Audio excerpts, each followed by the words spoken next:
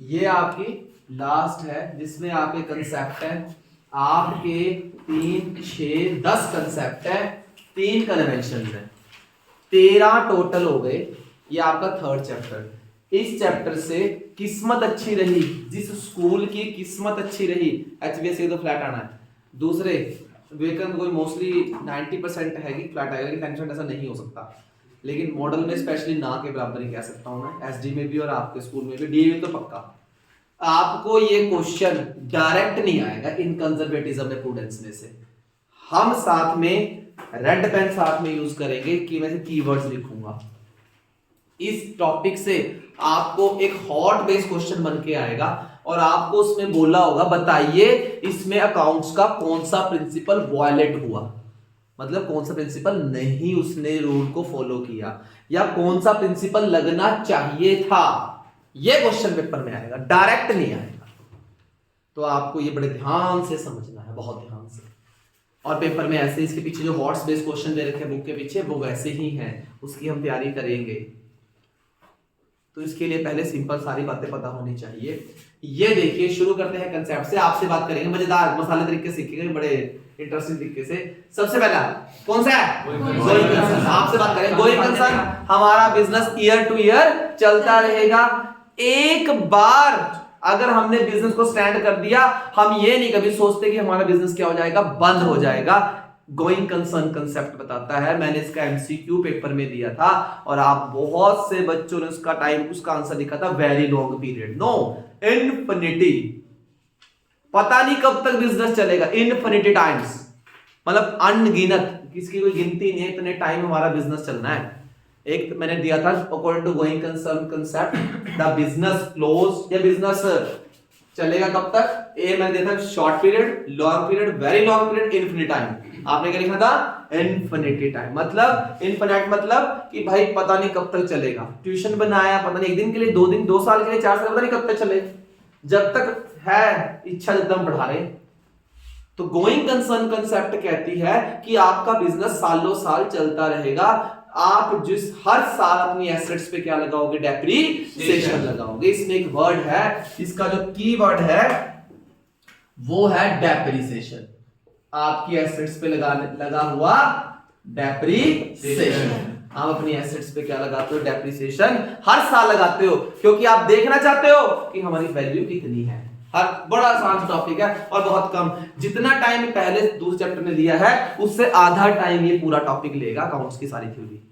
हाँ जी, number 2 consistency. Consistency मतलब एक जैसा। जिस मेथड को आपने इस साल यूज किया वही मेथड कब यूज करेंगे? अगले साल। The method year two year आपका मेथड चेंज नहीं होगा। जिस मेथड को आप दिस ईयर यूज कर रहे हैं वही मेथड आप नेक्स्ट ईयर यूज कर रहे हैं। Same method, same rule, same principles, same rule, same method के साथ आप इसको यूज करेंगे। Number 3 accrual concept. अरे अभी फाइनल अकाउंट में करा है, अक्रूड इनकम, कमा ली बट नहीं मिली। अनअर्न्ड इनकम, पहले मिल गई बट कमाई नहीं है। और हमारा अकाउंट्स एक्रूअल कंसेप्ट पे काम करता है, जिसका मतलब होता है income earn but final account कर चुके हो बच्चों। प्रेडिक्शन पे चलता है, कहता इनकम एक्सपेंस तो वो लेने हैं जो आपने आज पे कर दिया, जो आने वाले टाइम में पे करने हैं, लेकिन इनकम सिर्फ वही लेनी है जो आज आपने कमा ली बट आपको अभी तक नहीं मिली। आप +1 के बच्चे हो, मैं आपकी 31 मार्च तक की इनकम को यहां लिख रहा हूं कि हाँ भी तेरे इतने पैसे रह गए, तेरे उतने रह गए, तेरे इससे मेरे इतने हैं, लेकिन मैं +2 का अकाउंट अभी से नहीं बना सकता, क्योंकि मुझे नहीं पता कि आपको मैं कितना कमाऊंगा आपसे। मुझे नहीं पता कि हम रेगुलर हैं कि नहीं है, कल का तो कुछ पता ही नहीं है, एक पल का नहीं पता, कल का क्या पता है। तो एक्रूअल कंसेप्ट, लेकिन एक्सपेंस को लेकर एक्रूअल होती है, इनकम को लेकर एक्रूअल नहीं। स्पेशली इनकम वही लिखनी है जो आपने कमा तो ली बट आपको रिसीव नहीं हुई, लेकिन एक्सपेंस वो भी लिखने हैं जो पे करने हैं आज, और वो भी लिखने जो आने वाले टाइम में पे करने हैं। वो कौन सा कंसेप्ट बताता है?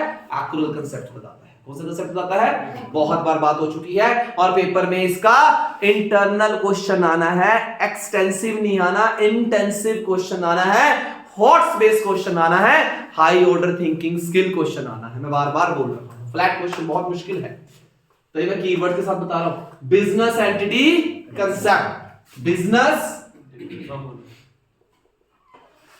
Separate from its owner. Business अलग है और बिजनेस में काम करने वाले बंदे अलग हैं। तभी हम क्या लिखते हैं, सबसे बड़ा सुटेबल एग्जांपल, तभी हम क्या लिखते हैं, ड्राइंग लिखते हैं। क्या लिखते हैं, ड्राइंग्स लिखते हैं। क्यों लिखते हैं, शॉर्ट में लिखा डीआरजी, क्योंकि स्पेस नहीं था। ड्राइंग्स लिखते हैं, क्यों लिखते हैं, क्योंकि आपने अपने गले से, ट्यूशन के गले से पैसा निकाला, तो बिजनेस को हाथ पकड़े, ओ भाई कहां ले चला पैसे, अरे भाई दे देंगे, पर्सनल यूज के लिए लिए हैं। तो यहाँ पे हमारी एंट्री क्या होती है, ड्राइंग्स टू कैश। अगर हमने गुड्स लिए तो ड्राइंग्स टू परचेज। तो ये हर चीज की हमारी एंट्री होती है, हाँ या ना भाई। तो बड़ा आसान, दिमाग में बिठा लो, दिमाग में डालो, पढ़ने की जरूरत एक बार है, सिर्फ 10 मिनट रीडिंग में पूरा चैप्टर तैयार हो जाएगा, लेकिन सिर्फ दिमाग में बिठाओ, दिमाग में। हाँ जी, मनी मेजरमेंट किसमें लेना है, हर चीज बस पैसा पैसा पैसा, छोटा बड़ा अमीर, पैसा चाहे रुपीज वाला हो चाहे डॉलर वाला हो, बस पैसा आना चाहिए। क्या आना चाहिए, पैसा आना चाहिए, कहीं से भी आए बस पैसा है, पैसा है। छोटा बड़ा अमीर गरीब, चोरी डकैती, कहीं से भी लिया बस पैसा लिया, बस अमीर गरीब, ईमानदारी, विजडम, गुडविल, इसका कोई लेना नहीं है। तू दोस्त है भाई है, भाड़ में जा, बस क्या दे, पैसा दे, पैसा। अकाउंट सिर्फ किसके नाम में आता है, मनी। आपने 10 टेबल खरीदे, वो नहीं आएंगे, वो 10 टेबल कितने के खरीदे। अकाउंटिंग पीरियड, बच्चों हमारा जो अकाउंटिंग पीरियड है, हमारा जो फाइनेंशियल पेपर बहुत बार पेपर में आता है, 1 अप्रैल 2022 से लेकर 31 मार्च 2023 तक आपका +1 का फाइनेंशियल पीरियड है। कब से, 1 अप्रैल 2022 से लेकर 31 मार्च 2023 तक आपका फाइनेंशियल पीरियड है, जिसमें आप काम कर रहे हो। आपकी जो +2 होगी वो 1 अप्रैल 2023 से शुरू होकर 31 मार्च 2024 को खत्म होगी।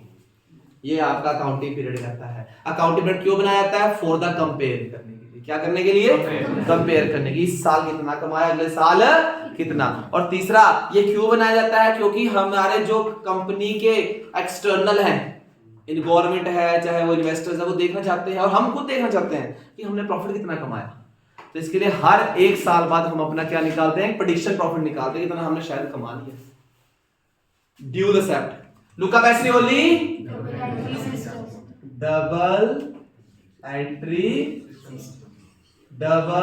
एंट्री सिस्टम 1494 किसके बेस पे काम करता है, debit always to credit. Debit किसके इक्वल होता है, क्रेडिट के इक्वल होता है। एक एक्सपेंस होगा, दूसरी क्या होगी, इनकम होगी। ड्यूल एक्सेप्ट है, एक डेबिट होगा और एक क्या होगा, क्रेडिट। 2 फोल्ड होते हैं, कितने फोल्ड होते हैं, 2। 1 is a debit, another is a credit. तभी कहते हैं, एक नंबर में आता है asset is equal to liability plus capital. Asset is equal to liabilities plus capital. Paper 1 marks MCQ, asset is equal to liability plus capital, this equation indicate dash principle. कौन सा accept, dual accept. बहुत बार paper में आया है, आएगा revenue recognition. इसका इसमें word है ट्रांसफर। कौन सा वर्ड है, ट्रांसफर। इसमें वर्ड है ट्रांसफर, और हाँ ट्रांसफर वर्ड चलेगा। ट्रांसफर कर दिया, ऑनरशिप ट्रांसफर कर दी। क्या ट्रांसफर कर दी, जिस दिन आपने पोजेशन, एक वर्ड और आएगा इसमें, पोजेशन। एक वर्ड लिखा, खिचड़ी पक जाएगी यहाँ बहुत सारी। ट्रांसफर पोजेशन कहता है जिस दिन आपने अपनी ये एसेट, ये मोबाइल अपने दोस्त को दे दिया, बेशक वो दोस्त आपका 10 दिन बाद पैसे देगा, लेकिन उसी दिन से वो आपका क्या बन जाएगा, डेटर्स बन जाएगा। अब एंट्री होती है, अब क्वेश्चन आता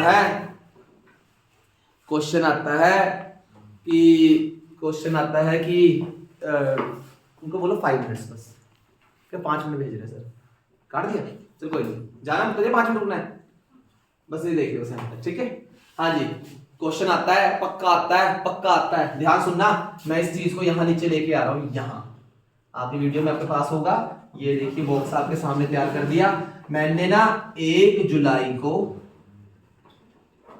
गुड्स सोल्ड करी, सॉरी बोर्ड पे ध्यान दे रहे हैं, 1 जुलाई को 15 किलो का ऑर्डर आया मेरे पास, ऑर्डर रिसीव किया। क्या रिसीव किया? 1 जुलाई को मेरे पास 15 किलो मिठाई का ऑर्डर आया कि 15 किलो मिठाई बनाओ मेरी। 15 जुलाई को मैंने ऑर्डर कंफर्म कर दिया और चीज को सेल कर दिया। 19 जुलाई को पैसा रिसीव हुआ, अमाउंट रिसीव हुई, तो वो पूछेगा, ये है हॉट स्पेस। पहले तो वो पूछेगा आपसे ये कि बताओ किस तारीख को आप एंट्री करोगे। ऑर्डर की कभी एंट्री, अमेज़न से ऑर्डर किया, अमेज़न पे ऑर्डर किया, फोन मंगाया, पैसे चले गए, चले गए पैसे, चीज आई, कुछ भी नहीं हुआ, तो ऑर्डर की कोई एंट्री होगी बच्चों 15 जुलाई की। किस दिन की? जिस दिन ऑर्डर मैंने कंफर्म किया, जिस दिन मैंने उसको चीज बेच दी, उस दिन मेरा वो क्या बन गया? डेटर बन गया। क्या बन गया? डेटर। 19 तारीख को पैसे मिले तो debit the receiver, credit the giver. But entry किस दिन होगी? 15 की, क्योंकि उस दिन मैंने उसको वो चीज दे दी। ये रेवेन्यू रिकॉग्निशन आपको ये बताता है कि जिस दिन मैंने पोजेशन दे दी, क्या दे दी? जिस दिन पोजेशन चलेगी, जिस दिन ट्रांसफर चीज आपके पास से होगी, उसी दिन से वो बंदा आपका क्या बन जाएगा? रेवेन्यू। वो आपको कमा के देगा, वो आने वाले टाइम में आपको क्या देगा? पैसे देगा। इसीलिए इसके वर्ड यूज किया था रेवेन्यू रिकॉग्नाइजेशन। तो आप पहले कहेंगे कि हमारी एंट्री 15 जुलाई की होगी, और किस बेस पे होगी? कौन सा प्रिंसिपल है? Revenue recognisation concept. ये पक्का पेपर में आती है। तो ऑर्डर की एंट्री होगी नहीं। कब होगी? जिस दिन चीज ट्रांसफर हुई, चाहे आपने मंगवाई चाहे आपने दी, बस उस दिन एंट्री करनी है। तो रेवेन्यू उस दिन से बनेगा जिस दिन आप उसके क्या दोगे? चीज को ट्रांसफर करोगे। मैंने कहा प्रथम कोई नहीं, मेरा मोबाइल ले जियो भाई, मैंने बोला ले जियो जा, लेकिन अभी तो मैंने दिया नहीं। 18 तारीख को मोबाइल दिया और इसने अगली 25 तारीख को पैसे दिए, तो एंट्री किस दिन होगी? 18 तारीख की एंट्री। भैया ट्यूशन आना, ट्यूशन आना, आ जाओ भैया आ जाओ। अभी पूछ ही रहे थे, 1.5 महीने से पूछ ही रहे हो आप, लेकिन मैंने तुम्हें बुलाया आज, तो एंट्री कब से शुरू होगी? आज से। 1.5 महीने से नहीं होगी, फीस आज से लगेगी। जो मर्जी आओ, फीस तो आओ जी। अगला मैचिंग कंसेप्ट, बोर्ड पे ध्यान देना। Revenue always equal to expenses. ये इसका कीवर्ड है कि रेवेन्यू किसके इक्वल होता है? खर्चों के इक्वल होता है। रेवेन्यू एक्सपेंसेस के इक्वल होना चाहिए। कहता फर्स्टली वी कैलकुलेट रेवेन्यू। क्या कैलकुलेट करना है हमने? उसके ऊपर हमारे कितने खर्चे हुए। पहले जेब की औकात देखी जाती है, हमारी जेब में पैसा कितना है। किसी की दुकान में बढ़ने से पहले हम अपनी जेब चेक करते हैं, हमारी जेब में कितना पैसा है। उस बेस पे हम किसी दुकान को सेलेक्ट करते हैं। अगर मेरी जेब में 2000 रुपए तो छोटी दुकान में जाऊंगा, अगर मेरी जेब में 20,000 तो बड़ी दुकान में जाऊंगा, अगर मेरी जेब में है 2 लाख रुपए तो मैं अच्छे शोरूम में जाऊंगा। पहले रेवेन्यू होगा, उसके बेस पे मेरा क्या होगा? Expense. Firstly we calculate revenue, then उसके अगेंस्ट हम क्या करते हैं? एक्सपेंस करते हैं। ये कंसेप्ट आपको ये बताती है। ऑब्जेक्टिव, ये पेपर बहुत कम आता है क्योंकि इसका एक फ्लैट आंसर है कि आपका ऑब्जेक्टिव कैसा होना चाहिए? लीगल होना चाहिए। कैसा होना चाहिए? और लीगल होना चाहिए। और आपके पास हर चीज का क्या होना चाहिए? एविडेंस होना चाहिए। कि कल अगर मुझसे कोई पूछ ले भाई तो 2 नंबर का काम करता है, तेरे 10 तारीख को 2 लाख का सामान खरीदा, कहां से आया? मैं बिल दिखाऊंगा, यहां से आया। तो मेरे पास क्या है? उस दिन का एविडेंस है। क्या है? क्लियर है जी? अब तो सही लगा? हाँ जी। 3 कन्वेंशंस हैं। 99% एक क्वेश्चन यहां से आएगा, 1% चांस है इनमें से आएगा, 1% चांस है इनमें से आएगा, और बोल देंगे भेज दिया। 1% चांस है इनमें से आएगा, और 99% चांस है क्वेश्चन इनमें से आएगा। इन 3 में से आता है 99%। मेरी बात बड़े ध्यान सुने, जो बच्चे नहीं है वो तो वीडियो में सुन ही लेंगे, लेकिन प्रैक्टिकली सामने सुनना बहुत जरूरी है। वीडियो हमेशा वही बनेगी। सबसे पहली है फुल डिस्क्लोजर। आपकी कंपनी में इंटरनल तो आप हुई हो मैनेजर्स और ओनर्स, एक्सटर्नल कौन है? जिन्होंने आपको पैसा दिया है, जिन्होंने आप पे फेथ करके आपको पैसा दिया है, जिन्होंने आपको क्या दिया है, पैसा, तो उनको हर बात बतानी है, फुल डिस्क्लोज करो, फुल डिस्क्लोज, क्योंकि उन्होंने आप पे फेथ करके आपकी कंपनी में पैसा लगाया है। आप फेथ करके मुझे, बेशक बात 35,000 की नहीं है, आप ट्यूशन फीस 35,000 पे कर रहे हो, 35,000 तो आप किसी और को भी दे देते हैं, आप मेरे पास फेथ करके आए कि नहीं वो बंदा हमें करवाएगा और वो एक चीज बताएगा, चाहे हम छुट्टी मारते दोबारा बुला लेगा, ठीक है, वो करवा देगा। आप इस चीज के लिए मेरे पास हैं, फेथ करके आप मेरे पास है, फुल डिस्क्लोज, तो मैं आपको हर एक चीज खोल के बताता हूँ। आप कहते नहीं भैया रुक जाओ, इतना कोई फालतू बताना है इसमें, थोड़ा सा तो आना है, नहीं तो मेरी ड्यूटी है, नहीं यार आपको पता नहीं कौन कहां कोई चीज पूछने पता होनी चाहिए आपको, क्योंकि आपके साथ मेरा नाम जुड़ गया अब। तो फुल डिस्क्लोज, कंपनी की हर एक्टिविटी, हर फाइनेंशियल एक्टिविटी किसको बतानी है, पार्टीज को बतानी है। उन्होंने आपकी कंपनी में क्या लगाया है, पैसा लगाया है। फुल डिस्क्लोज, जो भी रिलेवेंस वर्ड आएगा, जो भी रिलेवेंस आपको न्यूज है, जो भी उनको रिलेवेंस बात है, जो प्रैक्टिकली बात है, जो फाइनेंशियली बात है, उनको बतानी है, उनसे छुपानी नहीं है, क्योंकि वो अगर फेथ करते हैं तो आपकी कंपनी, अगर उन्होंने अपना पैसा निकाल लिया शेयर्स का, तो आपकी कंपनी कहां चली जाएगी, डाउन चली जाएगी। रिलेवेंस, फुल इंफॉर्मेशन देनी है।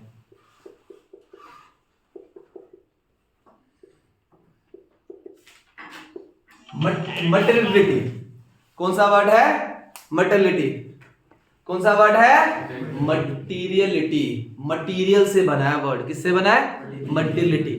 मटीरियल का मतलब ये नहीं कि रॉ मटेरियल वगैरह, इसका मतलब ये है कि भाई जो इंपॉर्टेंट बात है वो तो बताओ, इसका बिल्कुल उल्टा है ये कहता है हर कुछ बताओ, कुछ पढ़ना नहीं है, ये कहता है फालतू एंट्रियों को छोड़ दो। मैंने एक मैगजीन बेची ना, मैंने मैगजीन खरीदी, मैंने अखबार खरीदा, मैंने पीएन को दिए, मैंने अपने बाहर कबाड़ी को दिए जो मेरे 100 रुपए वो कबाड़ उठाने आता है, तो चारों की एंट्री अलग अलग करूं, उठा ले। वो है जसकृत, क्या क्लास चल रही है ऑनलाइन, हाँ जी। तो ये जो 4 एंट्रीज करी तो मैं अलग लिखूंगा, नहीं, मैं एक एंट्री में इसको मर्ज कर दूंगा, उसका नाम है मिसलेनियस एक्सपेंस। याद है, लोहा बेच कापियां किताबां दी रद्दी बेच, मैंने बताया था आपको कि जब भी ये छोटे मोटे खर्चे हैं एक में मर्ज कर देते हैं, उसे हम क्या बोलते हैं, मिसलेनियस। प्रैक्टिकली बात करें, पेटी कैश, PWCC, P मैंने पोस्टेज, W मैंने SC मैंने कार्टेज, C मैंने कन्वेंस, S मैंने स्टेशनरी, M मैंने, तो मतलब हम अपनी कंपनी के 1000 रुपए से नीचे के सारे खर्चे इकट्ठे करके एक रजिस्टर में तैयार कर देते हैं, और उस रजिस्टर का नाम क्या है, पेटी कैश। तो उसके लिए जो वर्ड यूज किया जाता है, उसके लिए जो वर्ड यूज किया जाता है वो है मटेरियलिटी। कौन सा है, मटेरियलिटी, ठीक है जी, मटेरियलिटी है, इसका क्या वर्ड है, मटेरियलिटी वर्ड। कौन सा वर्ड लगाना है, मटेरियलिटी। भाई जो खर्चे कैश में है वो भी लेने हैं, और जो खर्चे हमारे अब रिलेवेंस नहीं है, जिनका आज हमारे लिए यूज होना को कोई मैटर नहीं करता, तो छोड़ दो, उनको छोड़ दो, बिल्कुल छोड़ दो। उसके लिए वर्ड है मटेरियलिटी, कि रिलेवेंस लिखो, इररिलेवेंस को मर्ज कर दो या छोड़ दो। एक स्टेटमेंट, एक रजिस्टर 10 साल से कैरी फॉरवर्ड कर रहे हो, 10 साल से वही एंट्री आगे साल होगी, उसमें कोई चेंज नहीं आ रहा, तो आप उसको छोड़ दो, त्याग दो। आज करंट जो है वो लिखो, क्योंकि जीएसटी से पहले के अकाउंट्स में और जीएसटी के बाद में अकाउंट में जमीन आसमान का फर्क आ चुका है। तो जीएसटी के पहले के अकाउंट की जो फ्लॉपियां बना के, ड्राइव बना के, सीडियां बना के अपने पास स्टोर कर लो, या जरूरत नहीं है तो फेंक दो, और जो आज का मेन करंट अकाउंट है उसको आप रखो जीएसटी वाला। मटेरियलिटी ये कहती है, मटेरियलिटी कहती है इसका बिल्कुल उल्टा है कि हर बात नहीं बतानी, जो मेन बात है वो बताओ, जो फालतू है उसको त्याग दो या मर्ज कर दो। क्या कर दो, मर्ज कर दो दूसरी आइटम में। इसके लिए सबसे बड़ा है, आपका कीवर्ड बताया मिसलेनियस एक्सपेंस, लोहा बेच कापियां किताबां दी रद्दी बेच। ये पेपर में आती है भाई, ये बहुत बार पेपर में आती है, और इसी के ऊपर हमने फाइनल अकाउंट में भी काम किया है, याद है। इसमें सबसे पहले हमने लिखा है क्लोजिंग स्टॉक। कौन सा है, क्लोजिंग स्टॉक। कौन सा लेते हैं, विच एवर लेस। और एक वर्ड और है प्रोविजन। क्या है, प्रोविजन। यार भैया के ना पैसे देने हैं यार, 2 महीने रह गए भैया के, अभी तक हमने हमारे ट्यूशन वाले भैया के 25,000 रुपए देना है फीस का, तो कॉमन सा 25,000 देना है, तो आपके पेरेंट्स क्या करेंगे भाई, हर महीने, अब उनको पता है कि आपके पेरेंट्स क्या करेंगे, जनवरी फरवरी मार्च तक क्यों ना इस 25,000 को 3 महीने में डिवाइड करके बचा लिया जाए कि हर महीने में अगर 8,500 सेव करेंगे तो हम फीस उसकी पे कर पाएंगे। पहले ही प्लेइंग सेफ, मतलब एकदम वो मार्च में देने के बजाय कि हर महीने कुछ ना कुछ क्या कर लिया जाए, बचा के रख लिया जाए, अपने खर्चों को कम कर दे, अपने इनकम को क्या कर दे, बढ़ा दे। उसी के लिए ये वर्ड यूज किया जाता है, कंजर्वेटिज्म, प्रूडेंस बोलते हैं, प्लेइंग सेफ। बड़ी बात बड़े ध्यान से सुनना, ये बात बड़े ध्यान से जो प्रैक्टिकली सुन रहे हैं और जो ऑडियो वीडियो में बाद में, इसके ऊपर बात बड़े ध्यान सुनना। जो खर्चे आज पे करने हैं उसका भी रिकॉर्ड करना है, और जो खर्चे हमने आने वाले टाइम में देने हैं उसका भी रिकॉर्ड रखना है। जो फीस इस महीने देनी है वो भी ध्यान रखनी है, और जो 2 महीने में टोटल करके भी देना है, क्लियर करना है 31 मार्च तक, वो भी क्या रखना है, ध्यान रखना है। क्यों? क्योंकि आप, और इनकम वही लिखनी है, इनकम वही लिखनी है जो आज करंट आपने कमाई है, और उसी के बेस पे आपने खर्चे करने हैं। अब मैं मान लूं मेरे पास 20 बच्चा है, प्लस 2 में आना है, +2 मल्टीप्लाई कर ली फीस, इतना पैसा आना है, चलो उसके हिसाब से गाड़ी खरीद लेते हैं यार, आज आई फीस हो, कमाई फीस हो, तो उसके हिसाब से उसको मैं सोच के आज गाड़ी खरीद लूं और उसके हिसाब से उतना मैं ना कमा पाऊं तो मैं तो लॉस में चला जाऊंगा। तो कहता इनकम सिर्फ वो लिखो जो अर्न कर रहे हो, एक्सपेंस वो लिखो जो आज आपने पे करने हैं वो भी, और जो आने वाले टाइम में पे करने हैं। पहले से जेब में पैसा रखो ताकि दूसरे बंदे के बोलने से पहले ही क्या दे दोगे, उसका पैसा दे दोगे। इसके लिए जो वर्ड यूज किया जाता है वो है प्लेइंग सेफ, प्रूडेंस, कंजर्वेटिज्म। इसीलिए हम क्लोजिंग स्टॉक कौन सा लेते हैं, विच एवर लेस। मुझसे उस टाइम बच्चे ने पूछा था भैया closing stock which ever less क्यों लेते हैं। मैंने कहा अगर मैं क्लोजिंग स्टॉक ज्यादा मान के ले लूंगा तो अगले साल का वो क्या बन जाएगा, ओपनिंग।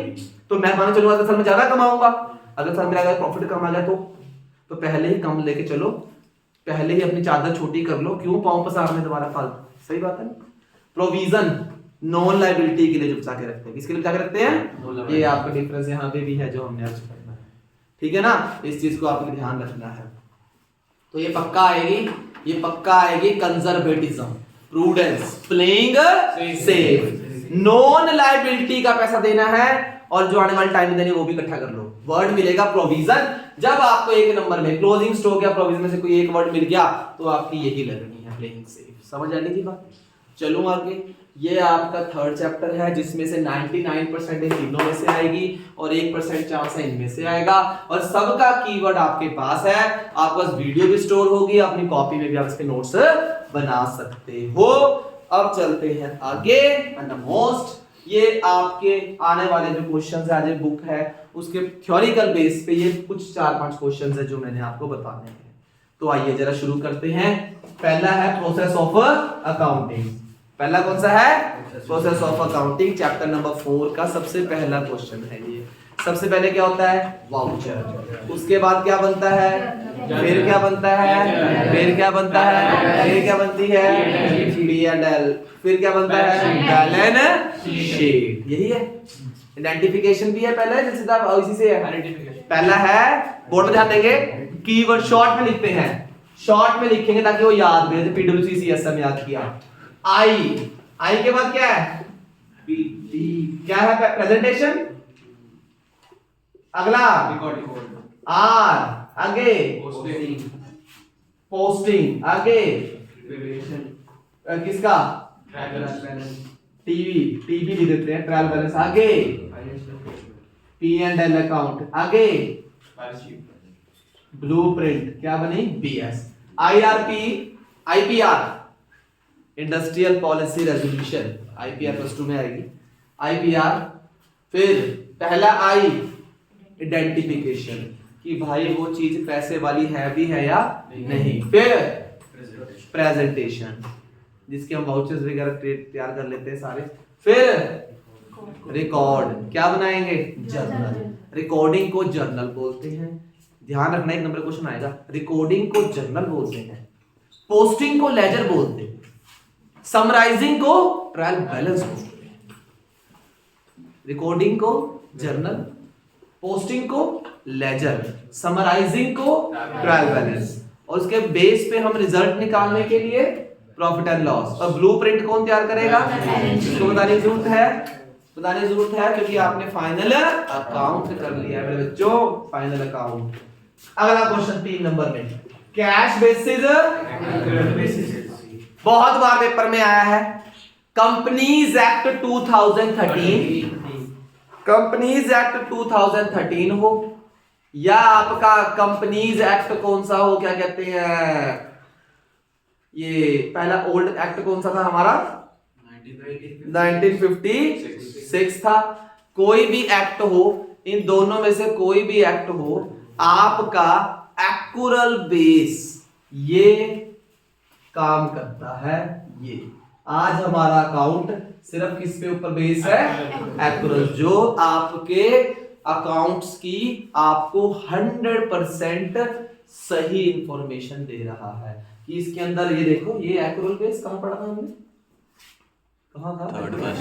हाँ, इनकम अर्न बट नॉट, कि जो कमा लिया है वो लेना है और जो भी कमाया नहीं है वो नहीं लेना, बट खर्चे सारे वो लेने हैं। तो कैश वैसे सिर्फ कैश ट्रांजैक्शंस होती है, लेकिन एक्यूरल में कौन सी होती है? जो कैश वाली भी और नॉन कैश। तो पेपर में 1 मार्क्स में आता है यस या नो, ट्रू या फॉल्स। क्या आता है कि भाई प्रीपेड एक्सपेंस कौन सा कंसेप्ट है? ये एक्यूरल कंसेप्ट है। क्यों?